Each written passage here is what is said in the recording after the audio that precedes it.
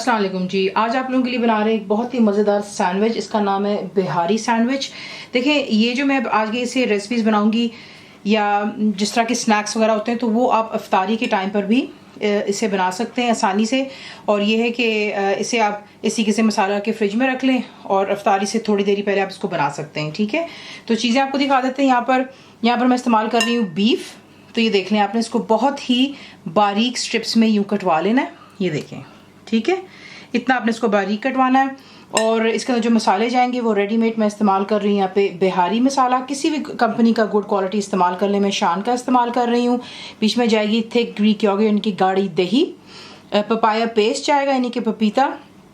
देखिए, मेरे पास पका हुआ पपीता है तो मैं इसका ज़्यादा क्वांटिटी इस्तेमाल करूँगी। अगर आपके पास कच्चा पपीता का पेस्ट है तो वो कम इस्तेमाल होता है। तो वो भी मैं आपको इंशाल्लाह जब आप मेरी रेसिपी जाके देखेंगे रिटन cook-with-faiza.net पर, वहाँ पर मैं इंशाल्लाह कम्प्लीटली आपको लिख करके बता दूँगी। तो ये हो गया पपाया पेस्ट। फ्राइड अनियंस जाएंगे यानी कि तली हुई प्याज।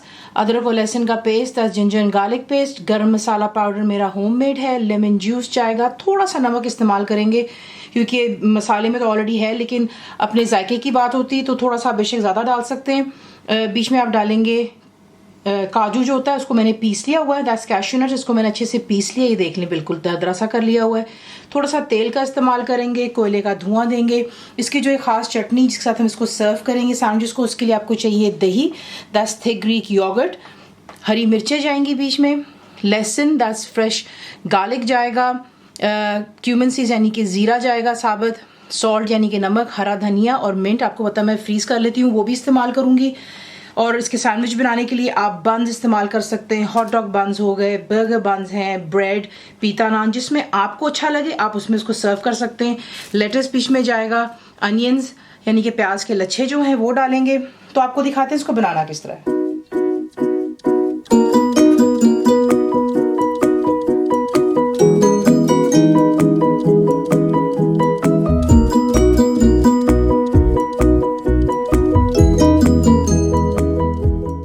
पहले हम इसकी चटनी की तैयारी कर लेते हैं। बीच में मैंने मिंट डाल दिया हुआ यानी कि पुदीना, और बीच में आप डालेंगे हरा धनिया।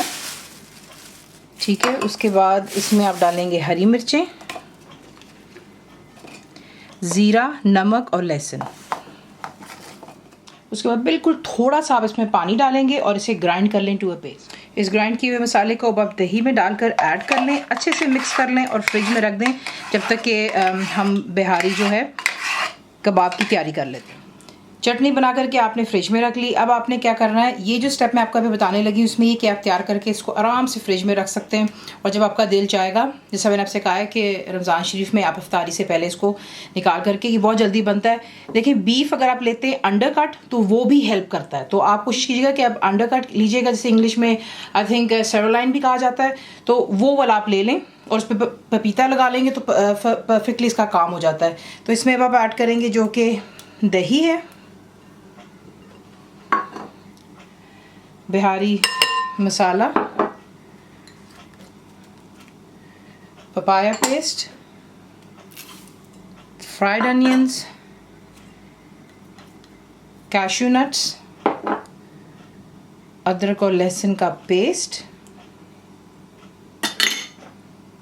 ऑयल जाएगा। इससे होती है ऑयल के साथ में कि मैरिनेशन जो है वो अच्छे से गोश्त, चिकन जो भी आप इस्तेमाल कर उस पर चिपक जाती है। तो ये चला गया बीच में गरम मसाला, लेमन जूस और बिल्कुल थोड़ा सा नमक। अच्छे से मिक्स कर लें और मैं इसको फ्रिज में रख दूंगी तकरीबन 1 से 1.5 घंटे के लिए। तो देख लें कितने थोड़े तेल का इस्तेमाल है। तो इसमें आप ऐड करेंगे जो कि मैरिनेटेड हमारा यहाँ पर बीफ है, तमाम मसाले के साथ इसमें इसको ऐड कर लें। हाई फ्लेम पर फ़िलहाल ये है और मैं इसको यहाँ पर अब देखें, क्योंकि हमने इस पर मैरिनेशन लगाई है, ये बहुत जल्दी इंशाल्लाह हो जाएगा। पानी की आपको ज़रूरत नहीं पड़ेगी क्योंकि हमने इसे 1 से 1.5 घंटे के लिए रखा भी था।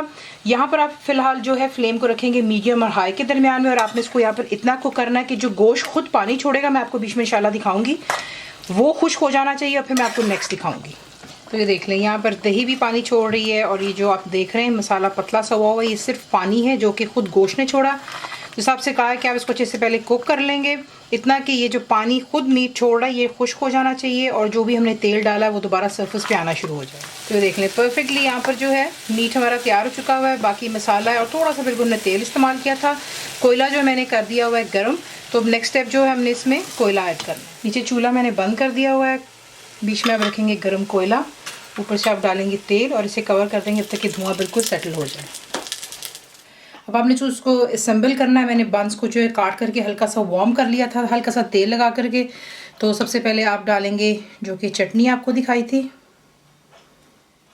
उसके बाद आप इस पर डालेंगे लेटस। अगर बच्चों के लिए बना रहे हैं तो यहाँ पे आपको एक सजेशन देना चाहूँगी कि आप चीज़ के स्लाइसेस यूँ बीच में लगा सकते हैं।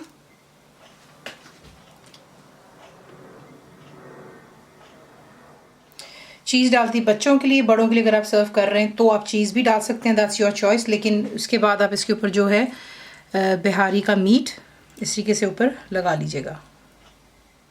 उसके बाद आप इसके ऊपर डाल सकते हैं जो कि आपको अनियन के रिंग्स दिखाए थे,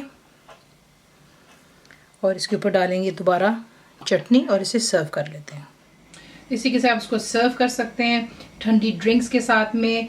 फ्राइज़ बना लीजिएगा। कंप्लीट रिटन रेसिपी के लिए आप जाएंगे मेरी वेबसाइट पे विच इज़ cookWithFaiza.net पर। ज़रूर बनाइए। आपको कैसा लगा दुआ में याद रखें, and thank you for watching the video.